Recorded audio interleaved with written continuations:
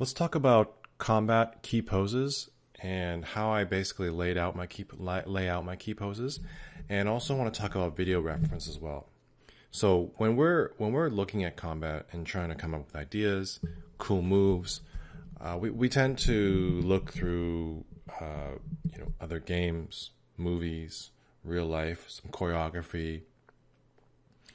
You want to try to hit all these different areas, right? And somewhere along the way, you're going to find some inspiration and find something that fits your character. We go back to our first slide.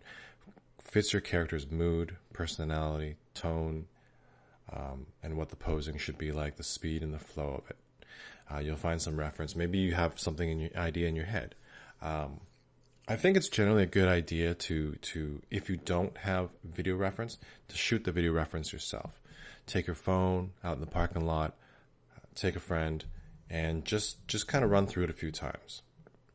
Because if you're basically going off out of your head the whole time, you're not going to catch a lot of things that visually that you would see if you were shooting the reference when you break down the video, the way your foot peels off the ground, the way your hip shifts that weight. Those kind of things that make combat believable and appealing.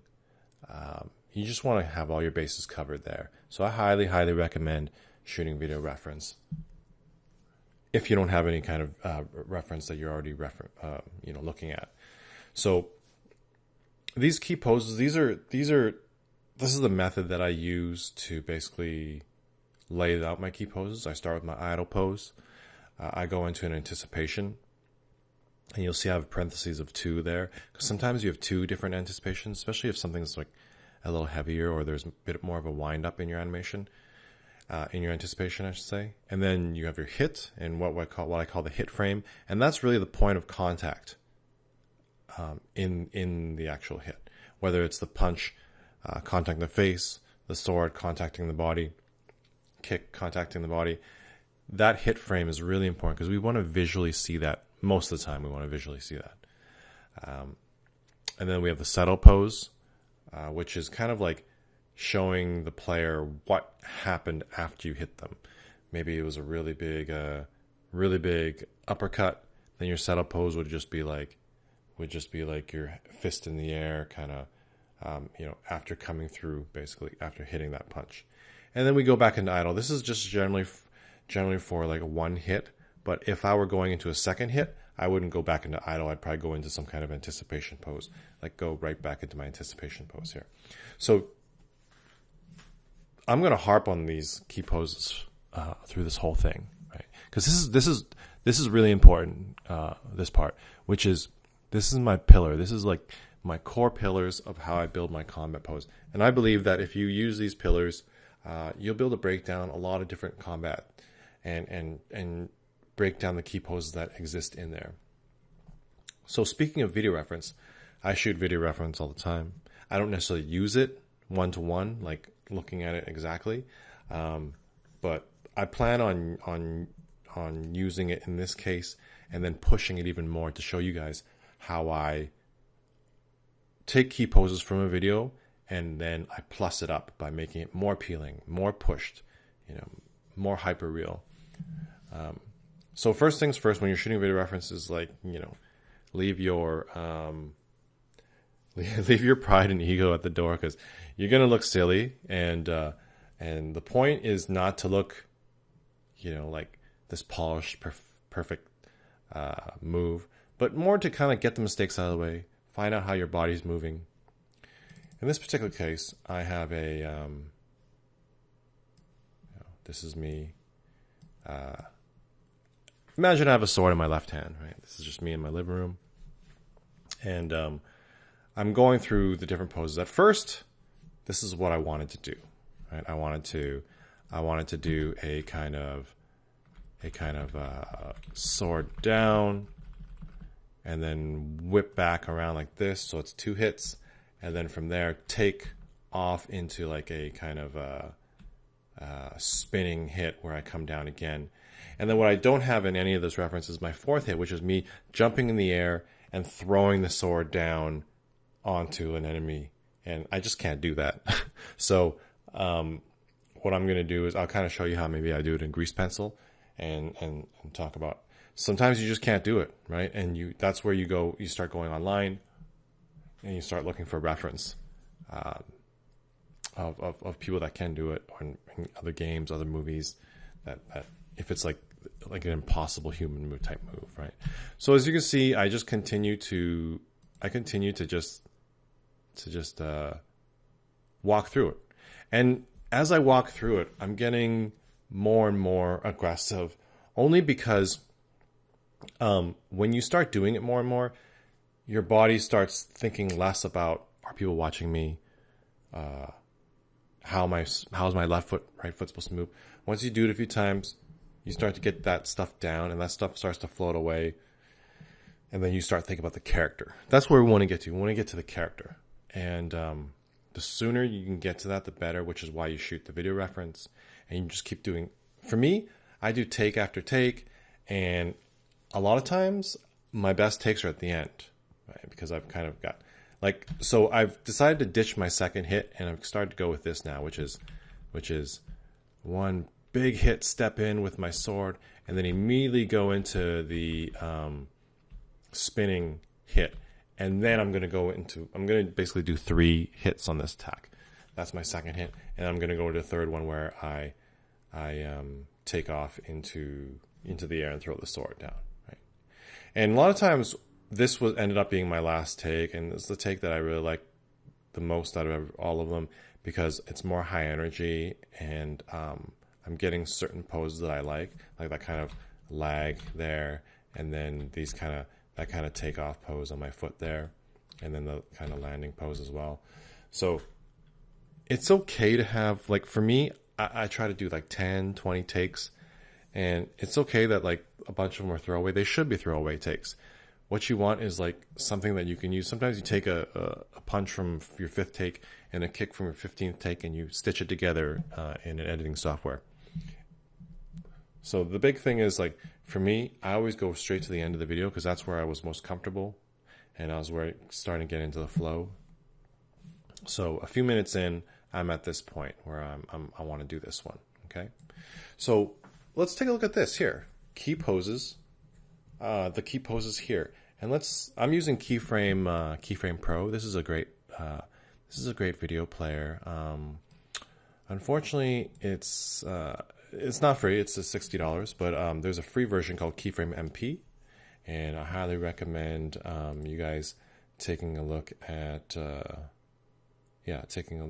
those ones as well, because it's a nice player. And what I like about this, it has this kind of draw over type brush on it that I can use just to kind of give notes, or take a look at my line of action here and just give notes to certain people. But another cool thing it has is that you can bookmark stuff, right? So for me, I want to bookmark key poses here, and I'll get rid of this bookmark here. So let's take a look at all this stuff here, okay? Let's just break it down. Start with my idle pose. Okay, what is my idle pose? I'm sitting here holding the sword, something like this. I'm going to hit F, and that's the hotkey to bookmark it. And I'm going to go to the next one, to my anticipation here. My anticipation is that wind up, right? You want the player to be able to read what is going to happen, right? Anticipation is what's going to happen. Settle is what just happened. And the hit is just a really cool pose, hopefully, right? And your anticipation is hey, I'm winding my sword back here, and I'm going to go for an attack, right? So what I like is I'm kind of I have a bunch of what is my true anticipation pose, right? It could be up here because I raised up, but then I still go right here where I'm about to strike. And even right here, I'm still about to strike. So that's why I put the parentheses of 2 there, because you can have multiple anticipation poses, right? So for me, I'm going to make this an anticipation pose, right? So I go from here to here like this. And then, actually, you know what? I'm going to make this one where my foot lands. So a lot of times my key poses, it's laid out here, but when I look for key poses, like how did I find these ones? Well, when I look for key poses, I look for foot contacts and weight shifts. If I'm going right and then I turn left, that's a key pose because that's a direction change, right? That's a weight shift, direction change. If I'm going for my right foot and I step to my left, that's a key pose because it's a contact point, right? And let me delete this one because maybe I jumped the gun on this being my anticipation pose. Okay. So I want to go in my idle pose and this one maybe when my right foot touches the ground. I'll make that my anticipation pose. And then I have another anticipation pose where I'm right here. And as you can see, it's kind of obscured by my hoodie here, but like my left foot is about to leave the ground. So anytime my foot hits the ground, leaves the ground, those are opportunities for key poses. So I hit F, and now if I cycle through my idle, anticipation, anticipation. So hopefully you think that these are clear reads for anticipation poses. So what does that mean for my hit pose if I go to my next bullet point here? My hit pose is right here, something like this, right? You could imagine a, I me actually having a sword, and I'm actually striking on somebody here, right? And that would be a key pose of mine. So if I hit F, that's my hit frame, right? Oh, did I delete it? I must have deleted it. Right there, hit F. So now I go into this pose. Now my settle, like I said, settle, anticipation shows what you're going to do. Settle shows what you just did. So my settle would be like down here. It's like, oh, look at all this energy. And my left foot has come down onto onto the ground. So maybe I'll use this one as a key pose. So it goes from boom to that, right? I could probably make this one, let's see. Yeah, you know what I'm gonna do? I jump from here to here. What I'm gonna do is I'm gonna make this one here, well,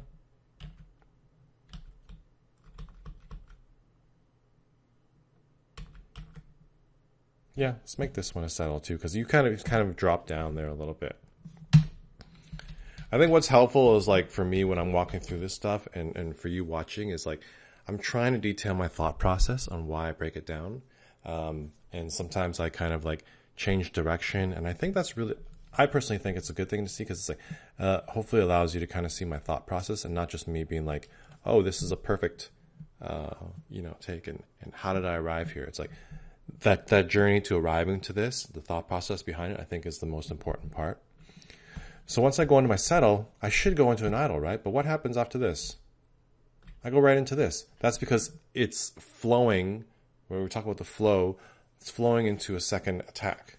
And when you play games, it's like when you are like going through a combat chain and it's really satisfying, that flow, that energy, that is like deliberate, right? That's meant for you to feel powerful, make you feel fluid. Now in games, if you end up here and you don't hit the button again, you'll go back into an idle, right? But this is what they call a window where you can actually press another button, and if you do, then you just go straight into another attack, okay? And for us, I want to create animation that when you're creating animation in games, these 3 attacks that I'm going to do, like this one right here, is going to be separate. So like when I finish here, I'm going to go back into idle.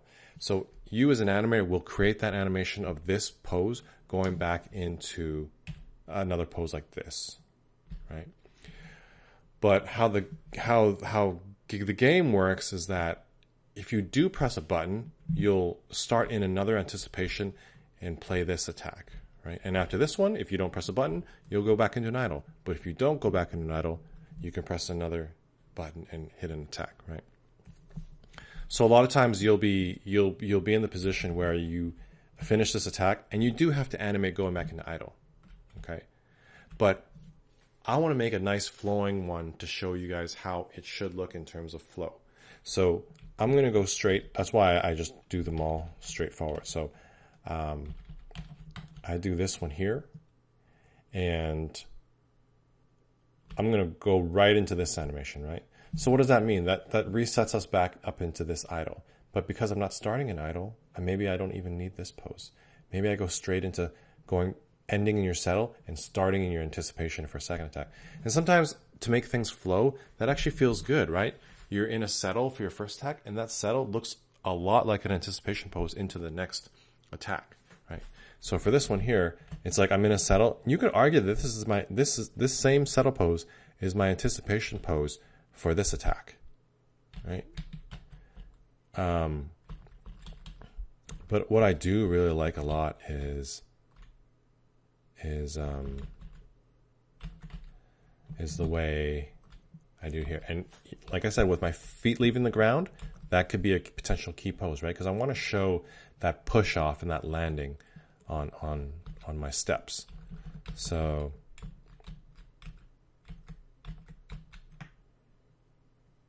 this one here could be a key pose. It's like kind of like an anticipation, right? So this is my settle for my first attack, and then my anticipation for my second attack. There's a lot of potential room here to do something between this and this, but I'll kind of go off this one right now. So if I'm in anticipation, does that mean my next thing is a hit frame? Yes, but also do I have multiple anticipations that I could do? Let's see. I mean, when this foot lands, I theoretically could make this an anticipation frame too, or anticipation pose. So that's why it could go from here to here. And then my hit frame would be slam down like this, right? Maybe that's the hit frame, like that.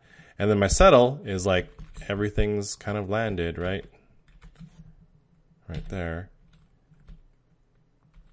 And then my third hit, I'll kind of show you that in Maya. But let's look at how I broke down the first two hits. Idle, anticipation, anticipation, hit, settle, settle, anticipation, anticipation, hit, settle, right? So hopefully just by watching this, you've kind of seen how I've broken down the method of this. What you can do for practice is take a look at a pause the video, take a look at a combat move of some kind, whether it's in a game or real life, and pull out the key poses here. Find the idle, the anticipation, the hit, and the settle. Guarantee you'll be able to find it in most attacks. Right? And if you're following along where you're actually doing an animation, this is where you would find the idle, anticipation, the hit, and the settle. Okay. So the next chapter we're going to get into is we are going to jump into Maya. We're going to set up the sword, and we are going to start laying out these key poses with our character using the method that we have done here.